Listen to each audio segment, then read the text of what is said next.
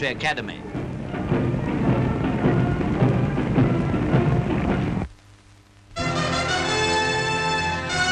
London recently had a Sunday of demonstrations by extremists.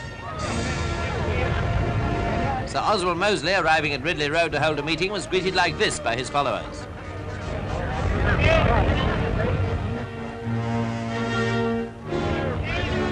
Police, as you see, were very much on the spot. It's their unpleasant duty to keep order, however high feelings may run and whatever the sentiments expressed by speakers or audience.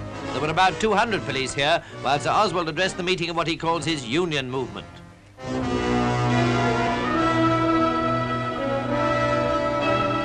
It couldn't be described as a very popular occasion, but it all passed off comparatively quietly thanks to the force. Meanwhile, a communist demonstration in Trafalgar Square led to quite a bit of trouble in Whitehall. In theory, the communists were trying to uphold the right to march for peace and higher wages.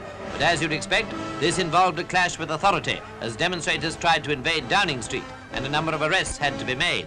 It's all undoubtedly a sign of the times, but in each case the extremists were dealt with firmly and correctly.